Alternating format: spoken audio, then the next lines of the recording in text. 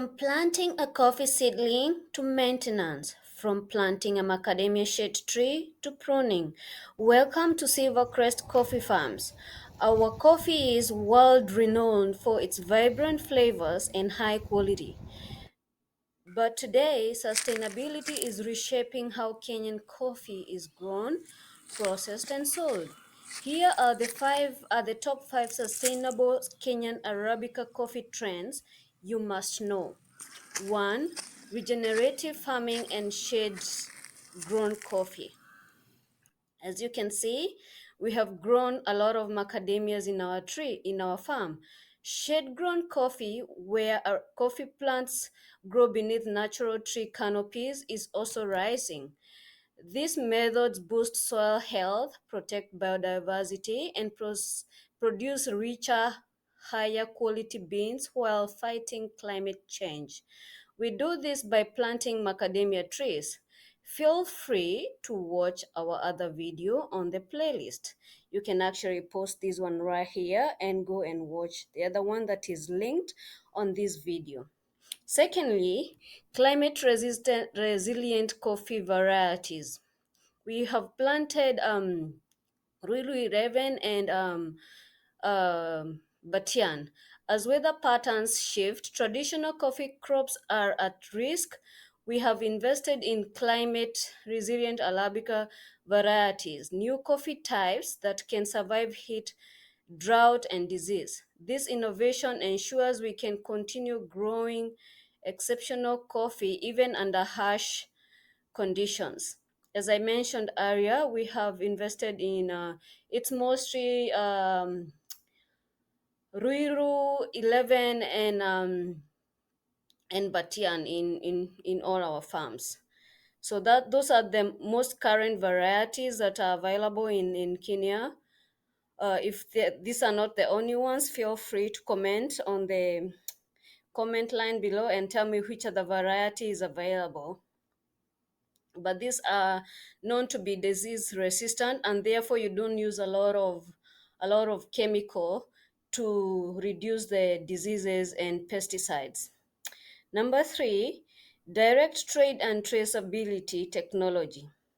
In Kenya, our coffee is seeing a surge in direct trade relationship between us and other farmers around us in Kenya and global buyers. At the same time, blockchain and QR code tracking allow consumers to see exactly where their coffee comes from.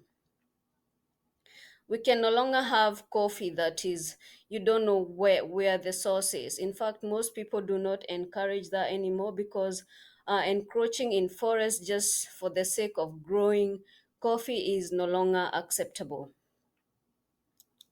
This transparency has led to fairer prices for farmers and greater trust among us eco-conscious consumers.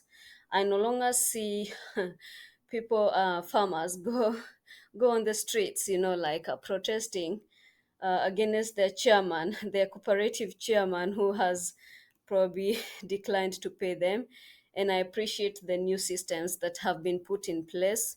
They are more friendly to everybody, and I wish they could be better, but it's not as bad. So nobody is complaining as much. Everybody is getting a better share. Stronger farmer cooperatives and social programs. Like in our farm, we have a lot of trainers who come there, some of them from the coffee research and other places. They are more involved in sustainable coffee farming. They'll tell you what to do and what not to do. If you don't have anyone coming into your farm, especially from those government offices, you probably want to call them and find out if they can come and support you, because coffee is supposed to be contributing to the income of the country, gross domestic earnings, I suppose. So someone will definitely show up. So for us guys, we have coffee research people who come and they train us and they tell us what to do and what not to do. We also have agronomists who are very friendly. They offer training, access to eco friendly farming supplies, and better bargaining power. Many cooperatives now also focus on social sustainability. Maybe someone, because I haven't dealt with cooperatives, maybe someone can tell me how do they participate in that? How do they support the farmers besides you taking your coffee to their station, to that station, and you getting paid after maybe a certain period of time? Do they support you with funding? How else do they support you? Please leave me a comment. I'll be happy to see that. Okay, and in the support, from what I see here, they support investment in investing in local communities. And the fifth one, growing demand from the export market. I saw the other day there was an expo in Kenya. I don't know what kind of expo that was. There were people who sold their coffee at very high prices. I think there were specialty coffees and they sold them at very high prices. And I wish all of us could get to that level. But I think it's ranked if you are if you're able to get to where you can sell your coffee on your own, and I think that's when you have 3 acres and above.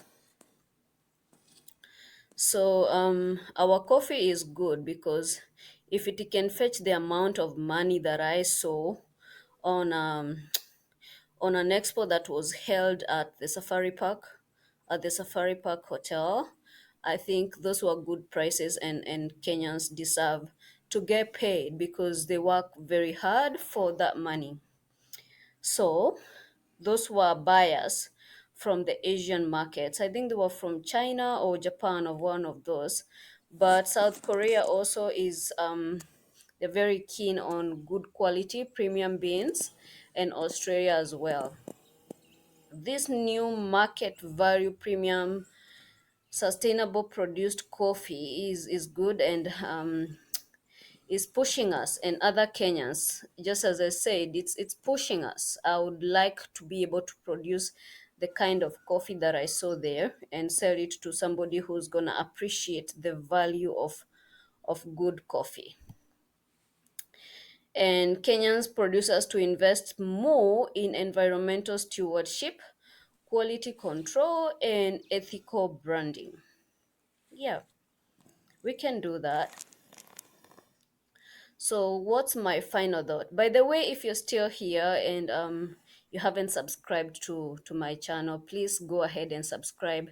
This is a coffee channel. We talk about coffee, we research, we do a lot of things. Before we bring these episodes to you, we do research like almost worldwide.